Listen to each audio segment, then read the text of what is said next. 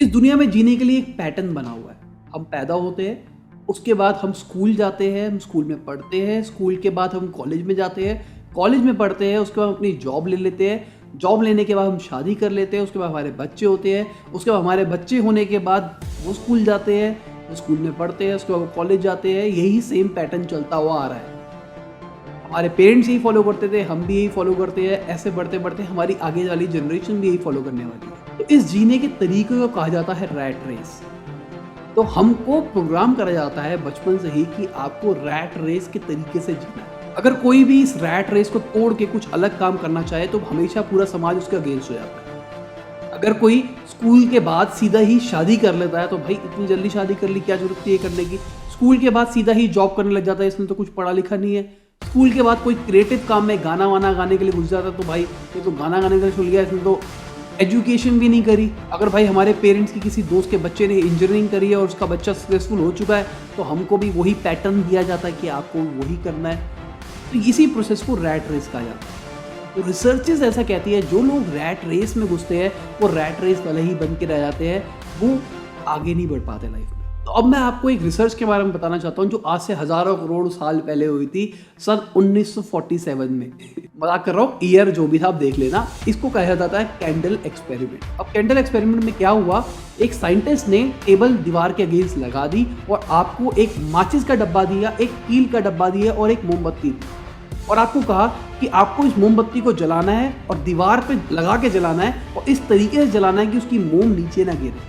तो उस रिसर्च से ऐसा पता लगा कि भाई जो लोग रैट रेस के अंदर फंसे हुए हैं, जो लोग वही मोनोटोनस काम लाइफ के अंदर करे जा रहे हैं, वो इस चीज़ को सॉल्व नहीं कर पा रहे। जिन लोगों का दिमाग क्रिएटिव चल रहा है, जिन लोगों का दिमाग आउट ऑफ द बॉक्स चल रहा है, वो सोच पा रहे थे इस प्रॉब्लम को सॉल्व करने का। वीडियो को अभी पॉज करके नीचे कमेंट में मुझे बताओ आप इस प्रॉब्लम को किस तरीके से सॉल्व करते हैं। अब मैं आपको असली रिजल्ट बताता हूँ, असली में किस तरीके से सॉल्व होती है। जो कील का डब्बा था वो डब्बा है ना, कोई भी बंदा ये नहीं सोचता कि भाई वो डब्बा भी है।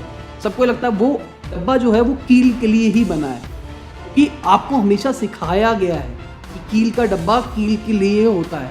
और जो क्रिएटिव बंदे होंगे वो सोचेंगे भाई मेरे लिए कील अलग है, मेरे लिए डब्बा अलग है। थोड़ा डीप जाऊंगा, थोड़ा दिमाग खोल के समझने की कोशिश करना कि मैं क्या बोलना चाह रहा हूँ। तो जो लोग क्रिएटिव होते हैं, जो लोग रैट रेस से बाहर निकल जाते हैं, वो आउट ऑफ द बॉक्स सोच पाते हैं। अब क्या हो रहा है भाई, डिजिटल एरा आ गई है, सब कुछ कंप्यूटर पे आ गया, ऑटोमेशन आ गया। तो जो लोग रैट रेस कर रहे हैं, जिन लोगों का काम मोनोटोनस है, जिन लोगों का काम है भाई एक एक्सेल से डेटा उठा के कॉपी करके यहाँ डाल के ऐसे ऐसे ऐसे करना है, भाई आपका काम खत्म होने वाला है ऑटोमेशन के थ्रू। एग्जाम्पल मैं देता हूँ, मैंने भाई अपना CRM ले रखा है ज़ोहो का। यहाँ से हम GST रिटर्न को फाइल कर देते हैं खुद, वन क्लिक। आपको कोई नॉलेज की जरूरत नहीं है, सिर्फ आप क्लिक करो और चली जाएगी। तो बहुत सारे अकाउंटेंट्स का काम यहाँ पे आ गया ना।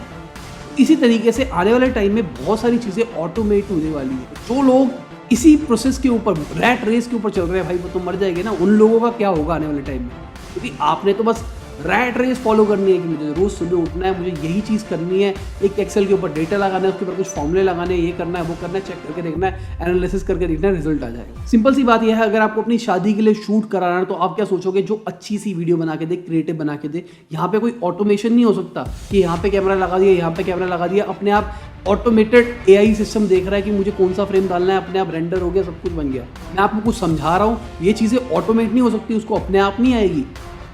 तो ये वाली जो चीज़ें हैं, जो क्रिएटिव चीज़ें हैं, मैं कह रहा हूँ अपना दिमाग उनके ऊपर थोड़ा सा ज़्यादा लगा लो, रैट रेस को तोड़ दो। अगर आप रैट रेस को तोड़ दोगे तो भाई ये जो मीडियोकर होता है ना, मीडियोकर का टैग, ये आपकी ज़िंदगी से हट जाएगा। मीडियोकर का मतलब क्या हुआ, जो एवरेज है। एवरेज बंदा कौन है, जो रैट रेस में फंसा हुआ है, और जो रैट रेस में नहीं फंसा हुआ वो एवरेज नहीं है। अब वो एवरेज नहीं है तो वो मीडियोकर भी नहीं है। कुछ दिन पहले हमारी गूगल के ऊपर केस स्टडी आई थी, अगर नहीं देखी तो उसको चेक कर लेना। तो मैं आपको बताता हूँ, गूगल का एक कल्चर है। गूगल के कल्चर में क्या होता है, आपको काम दे दिया जाता है, आपको ये काम करना है, आपको किस तरीके से करना है, हमको कोई लेना देना नहीं है।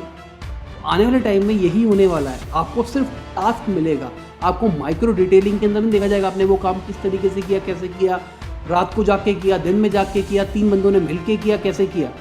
आपको X काम मिलेगा, आपको Y टाइम की ड्यूरेशन मिलेगी, आपको वो X काम Y टाइम के अंदर खत्म करना है, बात खत्म। तो गूगल कहता है कि भाई 20% जो टाइम होता है आपका, वो आप ना कुछ भी करो, उसमें कुछ भी डेवलप करो, कोई भी क्रिएटिव काम करो। तो इसी क्रिएटिविटी के चक्कर में इनकी इन हाउस बहुत सारी चीज़ें बन पाई, जैसे कि Gmail, Orkut, ये सब इनकी एम्प्लॉयज़ ने बनाया किसी ने कहा नहीं था कि आप ऐसी चीज़ बनाओ, ये करके दो, वो करके दो। एम्प्लॉयज़ ने ऐसी मजे में चीज़ बना दी सिर्फ अपने सीनियर्स को दिखाने के लिए, देखो हम ऐसी चीज़ भी बना सकते हैं। अगर हम रैट रेस में फंसे रहते तो हमारी जो कॉग्निटिव एबिलिटी होती है ना, कॉग्निटिव एबिलिटी का मतलब सोचना, समझना, ये सब कुछ खत्म होने लग जाता है। जो लोग रैट रेस में फंसे होते हैं वो लोग बस एक लाइफ में पैटर्न के ऊपर चलते रहते हैं, मुझे ऐसे करना है, ऐसे करना है, ऐसे करना है, ऐसे करना है। तो भाई अगर ज़िंदगी में आगे कुछ करना है, 21वीं सेंचुरी में कोई बड़ा आदमी बनना है, बेवकूफ़पने को दूर कर दो और अपनी लाइफ चेंज करो। All the best. अब मुझे नहीं पता कि आप इस वीडियो को देख के मोटिवेट हुए होगे या आप एजुकेट हुए होगे या कुछ भी होगे। अगर आपको अच्छी लगी है तो लाइक कर देना। अगर आपको लगता है आपको किसी को इसकी ज़रूरत पड़ेगी तो उसको ज़रूर शेयर कर देना। कमेंट में मुझे ज़रूर बताना आपको ये वीडियो कैसी लगी है। अगर आप वीडियो पहली बार देख रहे हो तो सब्सक्राइब दबा देना, घंटी दबा देना। बाय, गुड नाइट, शब खैर, खुदा हाफिज़, गुड मॉर्निंग, गुड आफ्टरनून, जब भी इस वीडियो को देखें।